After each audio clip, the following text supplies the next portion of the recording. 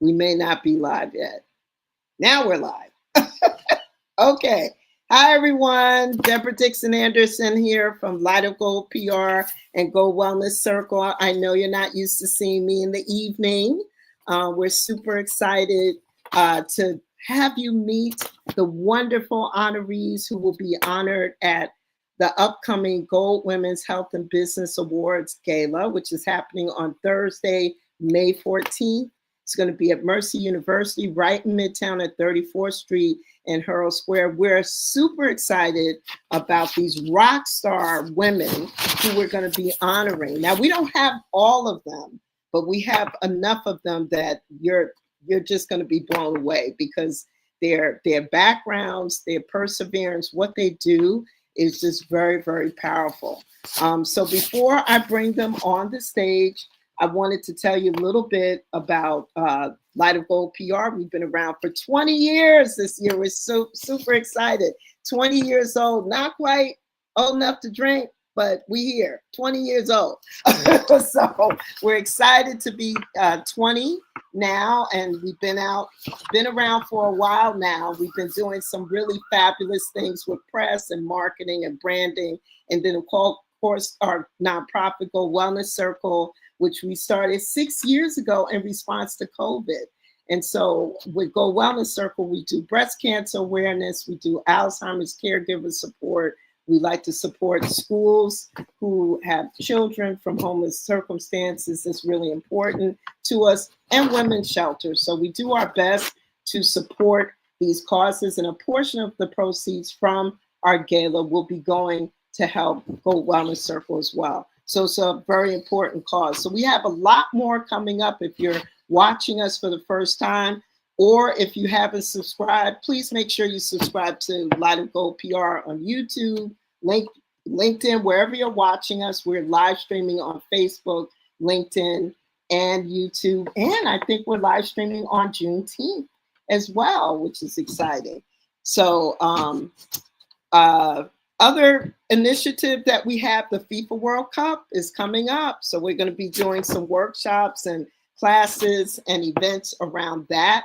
We want our small businesses to be FIFA World Cup ready from a marketing standpoint, from a digital standpoint. That's really important. So stay tuned for more of that information as well. So I'm going to bring our wonderful special guests, our wonderful honorees for today's Mindset Monday. We're so incredibly honored to introduce these phenomenal women. They're being recognized at our upcoming Gold Women's Health and Business Awards Gala. I'm going to quickly show you the flyers that we have, the images and everything that we wanted to share with you. So this is our updated honoree flyer. So many of you should have seen this by now. It's all over social media. We've been sending it out by email. If you have not signed up, go to Light of Gold PR, snap this code, go ahead and sign up. We still have $20 off the tickets. All of our honorees have their own promo codes as well. Who we don't have with us today is, let's see, Allison, Mitra, and Emmeline. We don't have with us, but let me tell you, they're all these ladies are amazing. They just couldn't be with us today, but they'll be there at the gala. But you're still in for a treat. We also don't have Lawrence Miles. Lawrence is an advocate for women in business. So we love Lawrence because he's the man that advocates for women in business. And who does not know that we need men to advocate for us too? It's really, really important. We love having the ladies, but when we have men that advocate for us, especially when they're in certain spaces, in certain places and spaces, it's really important. We need that. We need their help. We need their support. So I'm going to show you the, let's see, I think we have, these are the opportunities that we have also. So I'm going to share that with you, and then I'm going to jump right into bringing our ladies up. So one more thing. Let me see, will you come up for me? This is what happens when I'm like home alone and I'm the technician for the day. So usually I will have My team, they're off now. So when I can bring this back up, I will. So I'm gonna remove this from the stage now. I'm gonna try one more time. If it doesn't work, then we're gonna jump right into bringing our ladies up.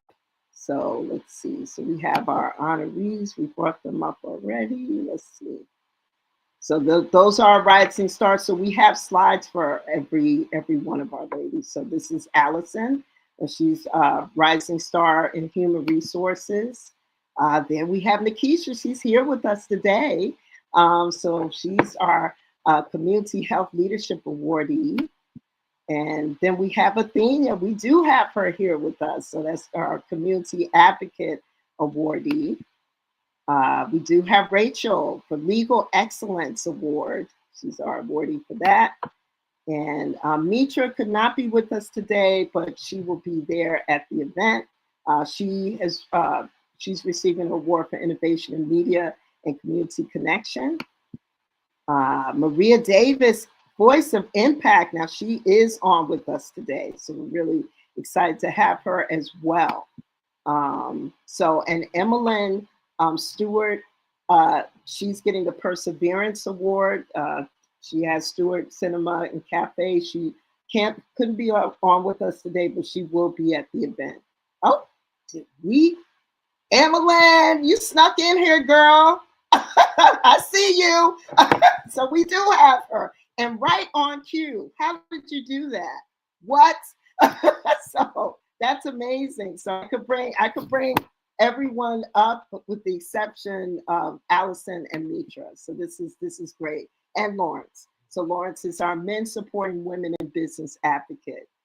So he's getting a citation at our event. So it's really important for us to have, the fellas need to support us too. We need that in our lives. So without further ado, I want to bring up our beautiful honorees one by one. I'm going to bring them up. Actually, before I bring them up, I do see this slide I'm going to talk about real quick, and then I'm going to bring them up. So we do have these fantastic opportunities. I don't know if our honorees know this, but your faces are going to be on kiosks throughout New York City. Okay, surprise. So your faces will be on certain kiosks in Midtown and in Brooklyn and Harlem and Queens. And so we're super excited about that. This spells an opportunity for anybody who wants to advertise.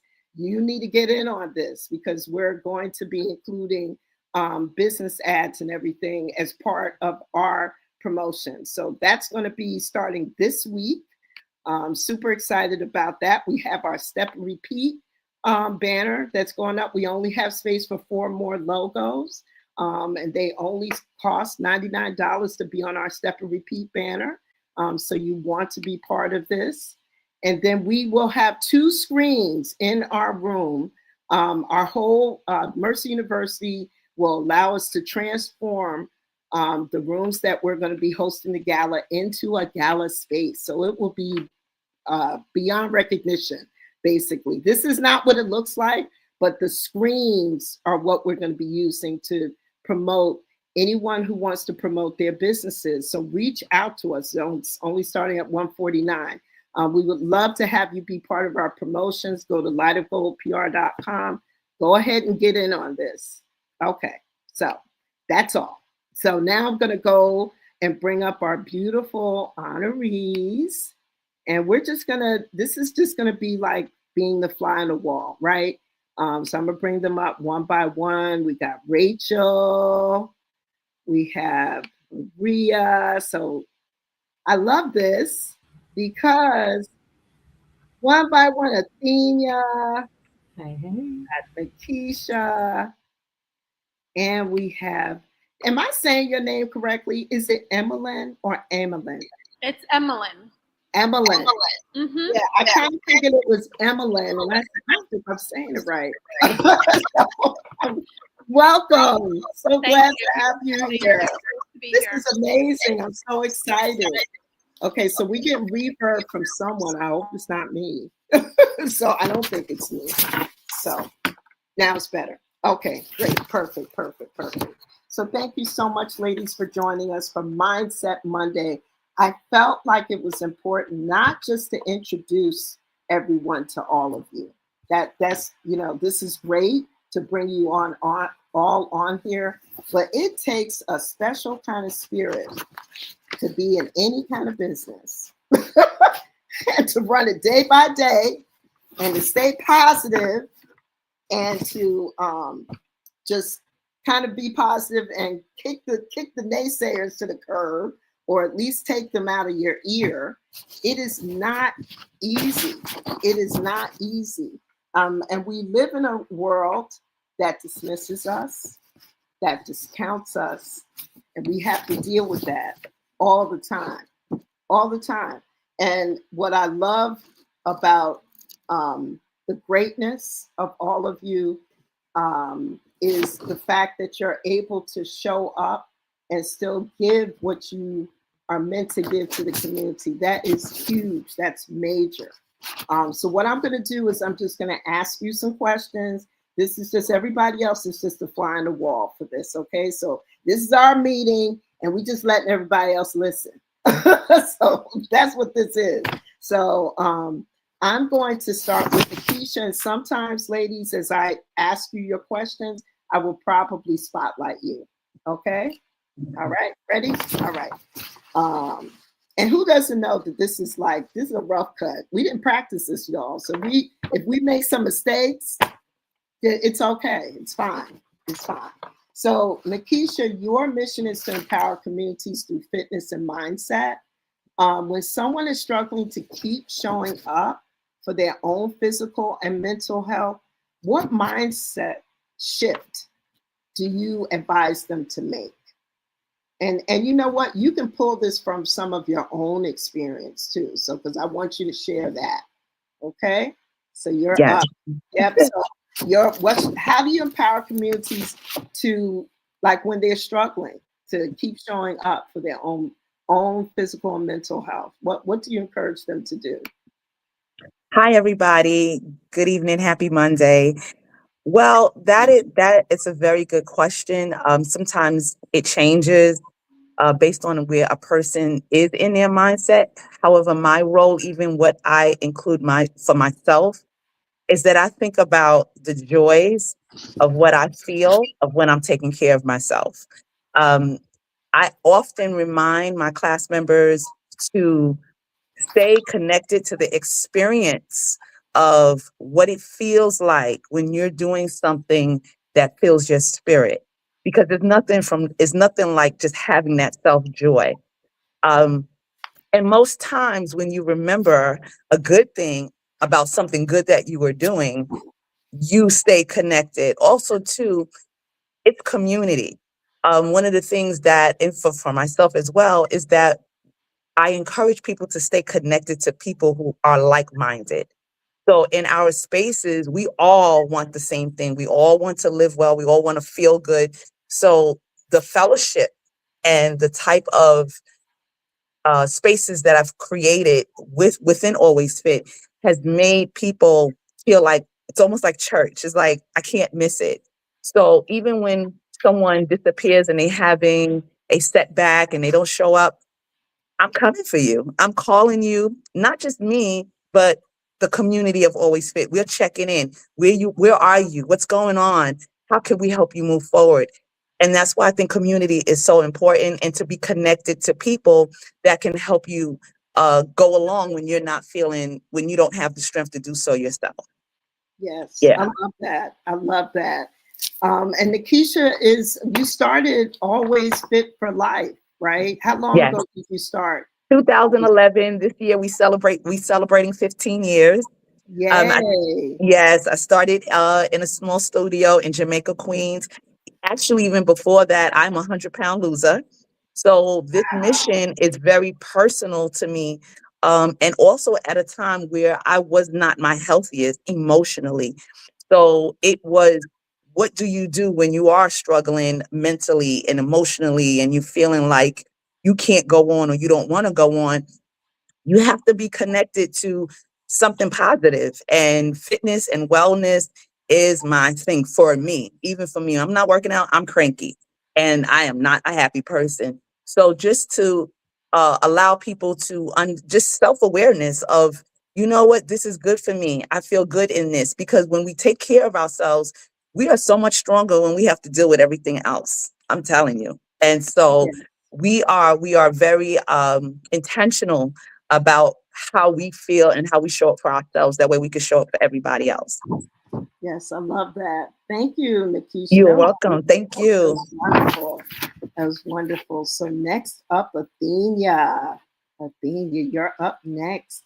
Your work brings strategy and purpose to a major cultural event like Juneteenth and all of its associated events. I added that because I know about all the associated events because I'm on your board. But how do you maintain the vision and discipline required to create experiences that drive true, lasting change? How do you maintain the vision and discipline required to create experiences that drive true, lasting change? How do I maintain a discipline? Well, first and foremost, I'm going to say God, because that's the one thing that keeps me going. People are like, you seem like you got tentacles, like you're an octopus, you here, there, and you everywhere. And I say nothing but the grace of God. He puts the thoughts in my mind, and I always say if he brings me to it, he's going to bring me through it. And whatever I experience, I don't just experience for myself, but I experience for others.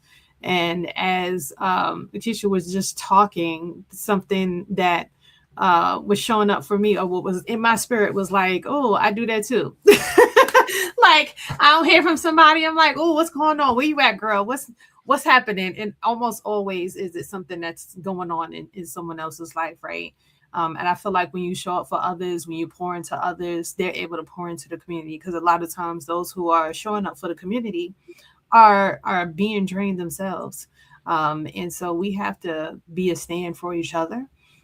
We have to pour into each other. We have to, because usually the ones who are being a stand, we're the ones that are seen as what they call it, as seen as strong. And I hate that word when people say, oh, you're so strong. It's like, yeah, but strong people need a shoulder to lean on too. So I always say, if you think you know someone who appears to be a strong leader, tap into them and ask, how can you help? Oh, yes. I love that, Athenia, because so many people think that when we are strong women that we don't need help. And so they don't even offer it. So we have to ask for it. And then they're shocked when you ask for it. So yeah, it's a little crazy, but yeah. Thank you for that, Athenia. And tell us just a little bit about what you do as the founder of Juneteenth. It's one of the biggest Juneteenths in New York City. One of the biggest. Yes. What do I do? What do I want to do? So our Juneteenth Festival, this is our 17th year running. We've been doing this since before it became popular. And my position right now, I'm the director of the New York City of all of the Juneteenth festivals under the Juneteenth Foundation. So I support a lot of the organizations that are out there doing their due. So those that are in Queens and Staten Island, of course, we're the Brooklyn space in Harlem. So we are supporting those. That's first and foremost. We do for ourselves. We have a Juneteenth crawl where we support businesses in our community, Black business, Black restaurants. I encourage people to go out and support those restaurants. We have our Black King celebration. I see Taisha, who is our co-lead or co-director in that space. And that is where we honor 28 African-American men. And that came on the heels of just me wanting to pour into my husband because our men don't get the love that they deserve as being pillars or leaders in our community. And a lot of that stems from slavery, right? we didn't respect our men because they were forced to procreate in multiple households and were taken away from being the men in a particular space. And so just bringing that back and having conversations about that. Then we have our virtual summit that we do on the 19th of June, where we're talking about health and wellness and just all of the things that affect us in our Black community. Again, that stems from slavery, right? What we eat, how we position ourselves, what we think are delicacies these days. And then lastly, our festival, we start off with a parade where Nikisha is going to be starting us off with some exercise in the morning, getting our bloods flowing. And then we walk from Pickens Avenue down Pennsylvania to the event where we get the party started. And we just have a jubilee of a time. But anything that we do is not just about having fun, but also about education. We want to make sure that people walk away learning something different that they didn't learn or didn't know before. And so that's what I'll stop at right now, but we have a lot of other things going on as well. Thank you. Okay, great. Thank you, Athenia. Thanks so much. All right, so next question, Rachel Cayley. Rachel, so here's the question. Navigating litigation and bankruptcy is incredibly stressful for your clients, right? For people in general. What's the mindset that's required to serve as a strong and tenacious legal advocate while maintaining deep empathy for your clients? And so that also includes those of us who have loved ones who are losing their memory, healthcare proxy, power of attorney. I mean, a lot of us don't have those things in place or are afraid of establishing those things. So how do you advocate and just are a strong, tenacious legal advocate while maintaining empathy at the same time? Well, I think a lot of that stems from, and I like that you use the word empathy versus sympathy, because I have been in a situation where my mom was sick for much of my life. She died at the very young age of 64. And, it was more of, I wasn't her primary caretaker, but I was very much involved with her caretaking. And I think that, fortunately not for my family, but I saw the financial as well as the emotional impact that can take on a person. So, and I've been in a situation as well where, financially things were extremely difficult. And I always felt that I was very fortunate to have the education that I do. And I think that, when your roots are strong and your life experiences are such that they really guide your career and your activism in your community, that empathy, I empathize with my I don't just sympathize with them.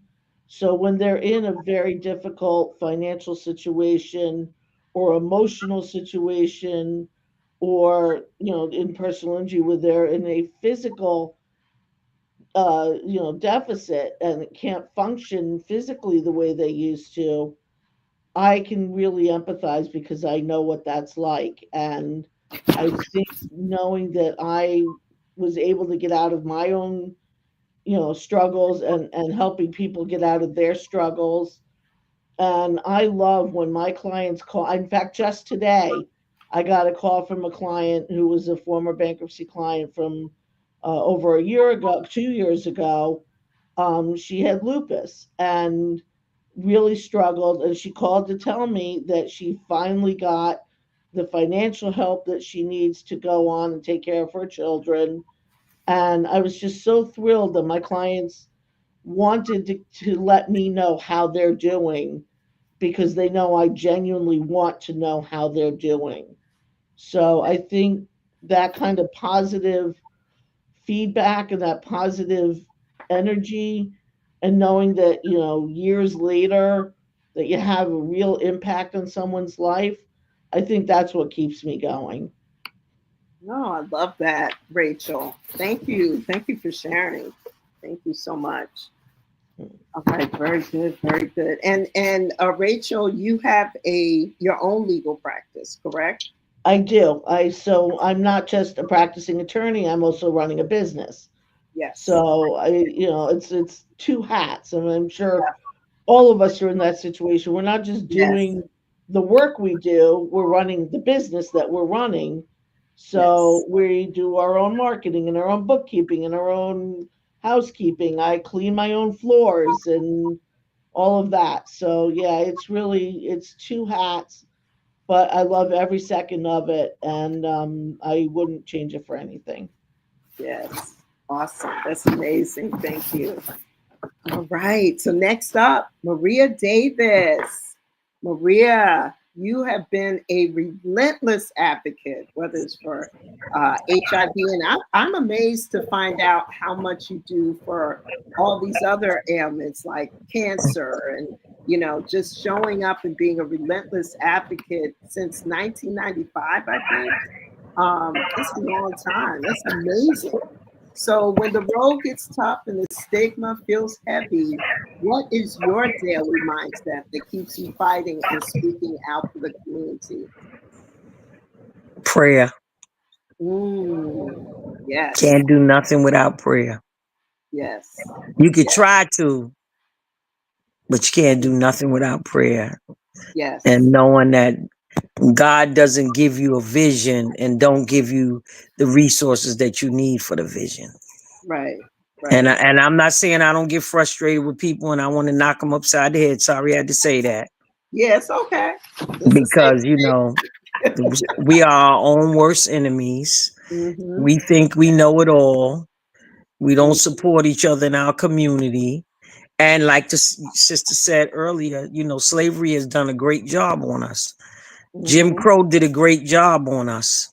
And mm-hmm, so we still are in those mindsets. Our mental health is all over the place, COVID, but the stress and look at the climate that we're in now. mm-hmm. Medical services are being cut, healthcare is being cut.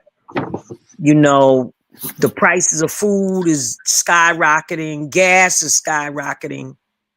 And Mm-hmm. so, sometimes you have to just like tell people it's going to be all right. We Yes, have to remember our ancestors did not lay the plans for us to give up. Our yes, ancestors came over here with nothing so that we can have what we have today. And so we have to keep that up in our community. And I tell people all the time, I don't care that you have a bachelor's, a master's, a PhD. That's a great thing for you. But how do you take that and then give back to the community? Because that's required of all of us. Where much is given, much is required. Whether you want to do it or not, that is required of us. And I tell people all the time, that was part of my healing. When I was 95 pounds, I was in the hospital. I thought I was going to die. And then when I started helping other people in their struggles, it lifted me up every time I helped someone. And the same thing to this day. And yes, so yes, prayer is so important to replenish yourself in the morning and take self-care. yes, You can't take care of anybody else and not take care of yourself. When you're yes, on the airplane, what they say, give yourself oxygen first before you can help other people. And it's hard to do because as women, we take care of everybody. We take care of the world. yep, So sometimes it's hard to navigate for you to stop, pause, so that you can breathe. Breath is very important. Without breath, we don't have nothing. For you to breathe and for you to take care of yourself so that you can be impactful on someone else. yes, yes. Oh, I love that, Maria. Yes, absolutely. And Maria, tell us about your organization as well. Can't be silent. Look, can't be silenced. That should tell you everything. I ain't shutting up. I told all my friends be like, can't be silenced. That's real good. I'm glad you named your. Because even as a child, I always talked. I was always talking about something. I was always networking with people, trying to get people the resources that I have. I call myself the connector. I want people to have stuff. If I know it, you're going to have it. You're never going to be able to say you didn't know something because you didn't know.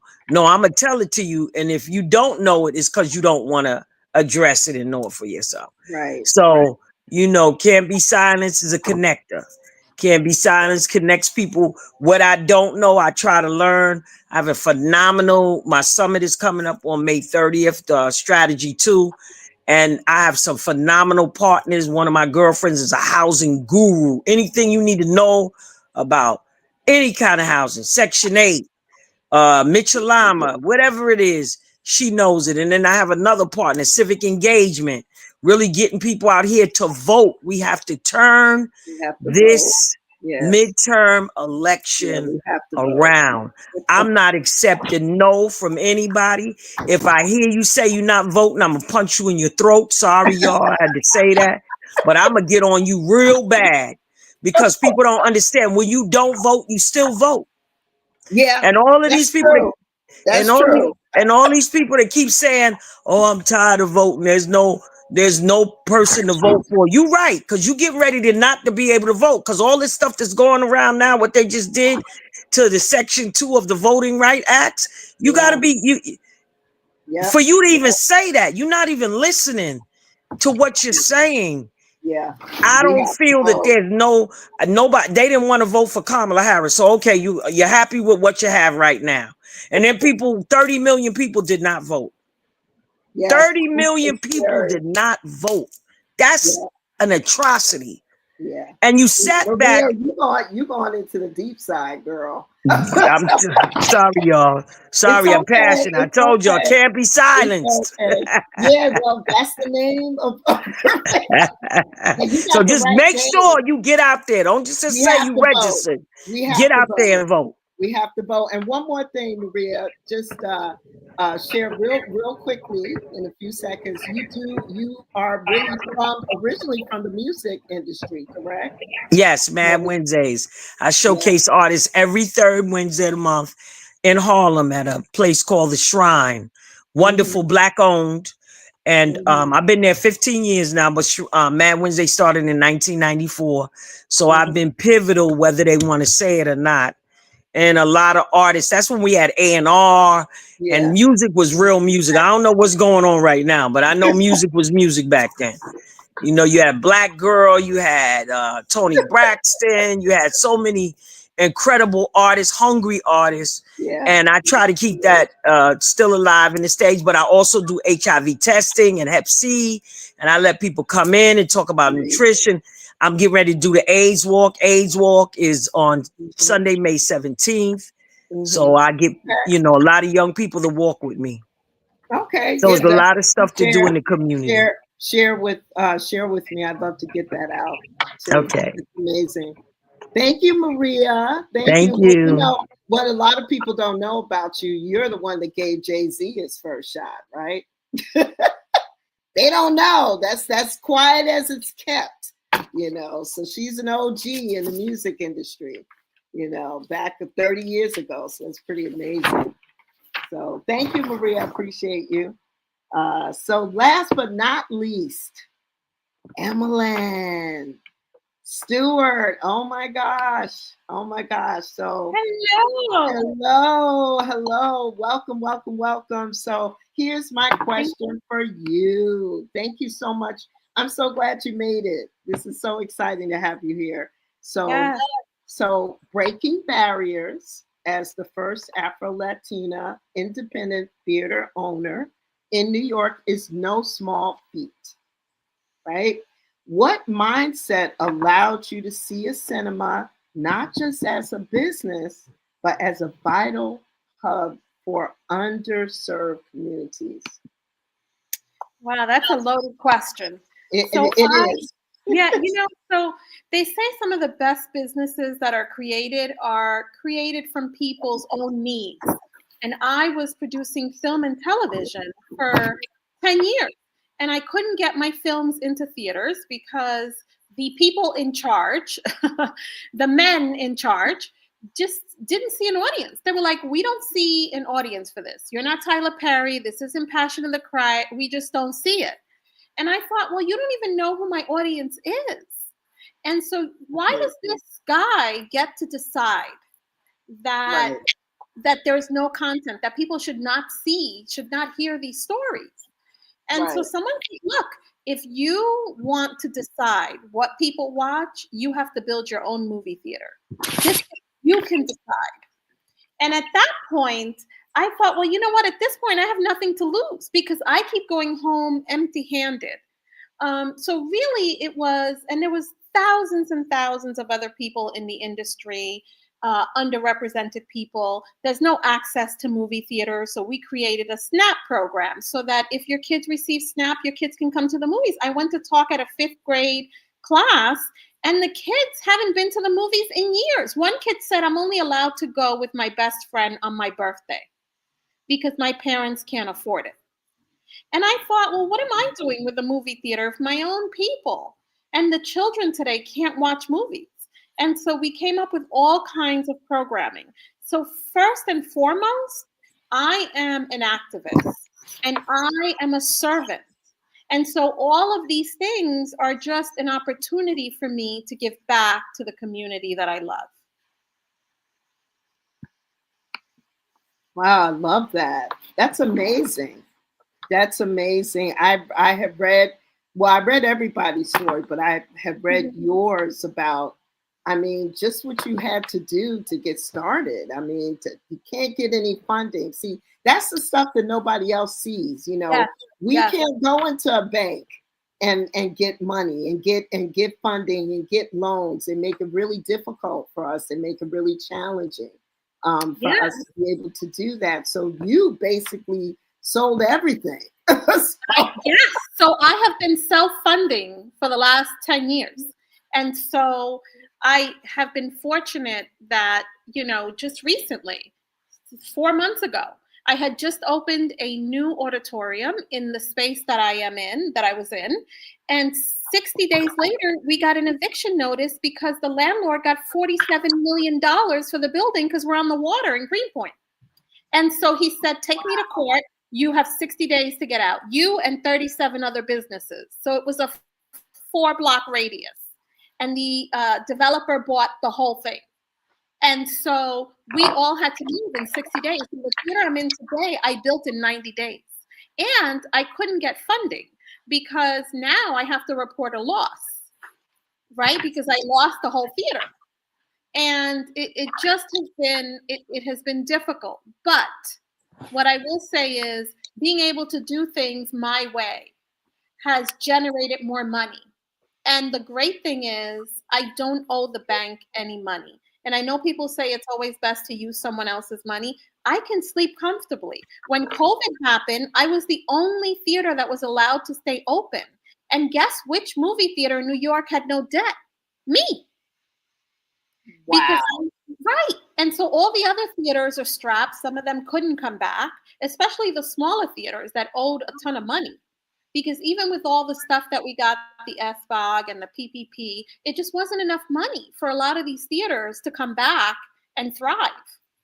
But I, at the time, became essential. I gave away our food at 4:00 every day. I used the theater for people to watch their loved ones being buried around the country. I gave out laptops for people to apply for unemployment.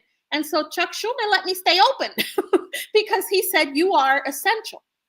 And that is the type of place that I want to have. Movie theaters are not just about movies. They're a gathering space.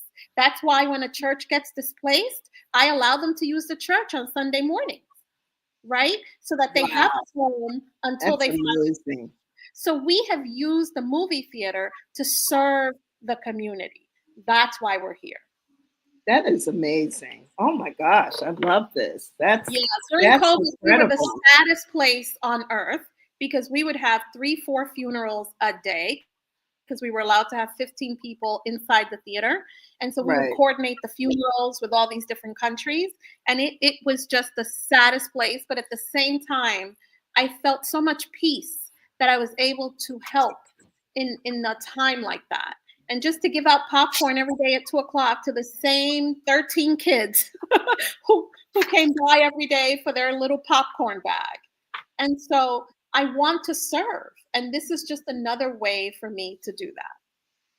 Oh, wow. Oh, my goodness. I love that. Every single one of you um, just have, you're just phenomenal. I mean, you all have something that you're giving and offering. And I'm telling you, this has been just amazing. I hate that we have to even finish this and leave, but we're already going over, and I want to be respectful of everybody's time. But you ladies are rock stars. I want to wrap up in this way. So I have one quick thing, and I think all of you can relate to this. When we're always told that we're doing something that totally doesn't make any sense. Nobody's ever done that. Why are you doing that? So me in 1996, I heard that for the first time when I decided that I want to learn about the internet and incorporate it into my business. It's a fad. It's going to go away. What are you doing? You know? So, and then of course, a year later, I was getting chased by every potential client ever.